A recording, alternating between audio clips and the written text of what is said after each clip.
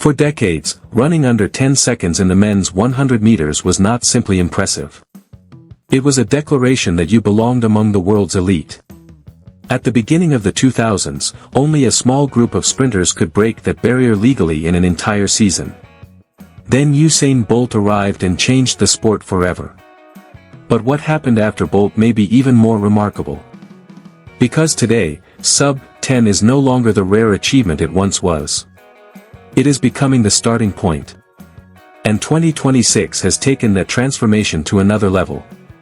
The official World Athletics rankings already show Seville at 9.82, Kainsala Ajayi at 9.84, Ronald Longa at 9.85, and Noah Lyles at 9.88. Even more extraordinary, a massive number of athletes have now joined the sub-10 club. Think about what that means. A time that once separated world-class sprinters from everybody else is now being attacked by athletes from countries all over the world. And suddenly, the biggest question isn't whether the 100 meters is getting faster. It clearly is. The question is how far this new generation can actually take it. Because if the depth we're seeing right now continues, the next revolution in sprinting may already be underway. And somewhere inside this incredible group of athletes, there could be a runner capable of producing a performance nobody expects. To understand just how extraordinary the current era is, we have to go back to a time when breaking 10 seconds was almost a completely different sport. In the early 2000s, the number of athletes recording legal sub-10 performances in a season was relatively small. The names at the top carried enormous weight. Maurice Greene was one of the defining sprinters of that era. He won Olympic gold in Sydney in 2000 and the World Championship title in 2001, while his 9.79 world record from 1999 had already established him as one of the fastest men the world had ever seen. Back then, a runner approaching 9.80 wasn't simply having a good season. That runner was entering historic territory. Then everything changed. In 2008, Usain Bolt exploded onto the biggest stage in the sport. First came 9.72 in New York, lowering the world record. Then came Beijing. Bolt ran 9.69 in the Olympic final and captured gold in one of the most famous sprint performances ever witnessed. But even that wasn't the end. Just weeks later, in Brussels, Bolt ran 9.77 into a headwind of 1.3 meters per second. That performance demonstrated something important about his career. Bolt wasn't simply capable of running fast. He was capable of finding another level when the biggest moments arrived. And the sport responded. As Bolt pushed the boundaries of what people believed was possible, more athletes began chasing the same standard. The number of legal sub-10 performances began climbing. By the early 2010s, the barrier that had once been reserved for a tiny group of elite sprinters was becoming increasingly crowded. In 2011, around 20 athletes broke 10 seconds. Then came 2015. 27 different athletes reached the mark. That was a huge shift. But nobody could have predicted what would happen after the pandemic era. Because the modern explosion wasn't just about one superstar. It was about depth. Suddenly, there were dozens of athletes capable of producing performances that would have made them international stars 20 years earlier. And that is the real story. Sprinting didn't simply find another Usain Bolt. It created an entire generation capable of running incredibly fast. The numbers became almost difficult to comprehend. The 2020 season was an obvious anomaly because of the disruption caused by COVID-19. But once normal competition returned, the sub-10 club expanded dramatically. The numbers climbed from 24 athletes in 2021 to the mid-30s and beyond in subsequent seasons. By 2025, the number was around 40 legal sub-10 performers according to the data used for this analysis. And then came 2026. The floodgates opened again. By the middle of the 2026 season, the men's 100 meters had already produced a level of depth that would have sounded ridiculous 2 decades earlier. A data analysis tracking distinct legal sub-10 athletes put the 2026 total at 47, and the season wasn't finished yet. That number is almost impossible to ignore. Because it tells us something much bigger than the fact that a few athletes are getting faster. It tells us that the entire competitive environment has changed. Sub-10 is becoming less like a once-in-a-generation achievement and more like the minimum requirement for entering the deepest part of the global conversation. And the names at the top explain why. Seville, Jamaica's 2025 world champion, has already run 9.82 in 2026 with legal wind. Kainsala Ajayi has produced a 9.84. Ronald Longa has reached 9.85. Noah Lyles has run 9.88. And Kenneth Bednarek has also entered the 9.8 territory this season. These aren't isolated performances. They're coming from multiple countries and different generations. And that's what makes this era so fascinating. Look at Ajayi. The Nigerian sprinter has already established a 9.84 personal best in 2026, including performances at major Diamond League venues. Look at Seville. He isn't simply a young athlete with potential anymore. He arrived at the 2025 World Championships and won the global 100-meter title in 9.77, beating Usain Thompson and Noah Lyles. Now he's running 9.82 again. And then there is Noah Lyles. The Olympic champion from Paris has already run 9.88 in 2026, keeping himself firmly inside the fastest group in the world. But here's where things become even more interesting. The modern 100-meter season isn't just about producing one incredible time. Athletes are expected to compete constantly. Indoor championships. National championships. Diamond League meetings. Major international championships. And that creates a completely different challenge. Running fast is one thing. Running your absolute fastest at the right moment is another. Usain Bolt understood that better than almost anyone. In 2008, his season became legendary because he kept producing massive performances when the spotlight became brighter. He didn't need to spend the entire year proving how fast he was. He needed to peak when the medals were on the line. That distinction matters. Because the fastest athlete in June isn't automatically the fastest athlete in August. And a season-best time doesn't guarantee a championship victory. We saw that principle again in 2025.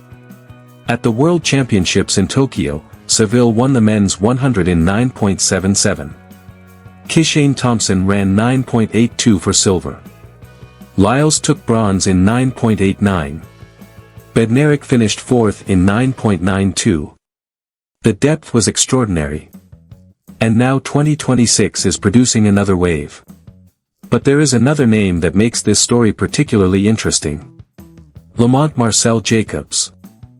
The Italian Olympic champion has shown that he still has speed. His official legal personal best remains 9.80, the European record he produced in 2021. But in 2026 he also recorded a 9.67 under an illegal tailwind. World Athletics lists that performance as wind-aided and therefore not legal for record purposes. That distinction is critical. A 9.67 with excessive wind does not become a legal 9.67. But it does tell us something about what the athlete's body may still be capable of producing under the right circumstances. And Jacobs isn't the only veteran showing signs of life. Kenneth Bednarek has continued to evolve his sprinting. Christian Coleman remains one of the most explosive starters in the world. And the younger generation is rapidly closing the gap. That is why the current 100-meter landscape feels different. The sport no longer has one obvious future. It has several. Now comes the question everyone wants answered. Does all this depth mean Usain Bolt's 9.58 world record is about to fall? Not necessarily. And this is where sprinting becomes much more complicated than simply looking at a list of season best times. Bolt's 9.58 wasn't just fast. It was an extraordinary combination of acceleration, maximum velocity, execution, conditions, timing, and peak form. Breaking that record requires an athlete to put almost everything together perfectly. The current generation is getting closer to that level of excellence, but nobody has yet demonstrated that they are ready to erase 9.58. Still, something important is happening. The average standard of elite sprinting is rising. A 9.90 used to feel like an extraordinary mark. Now, depending on the competition, it can leave an athlete fighting just to make a final. A 9.80 used to feel like championship-winning territory.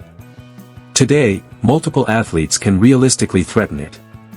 And that changes the psychology of the sport.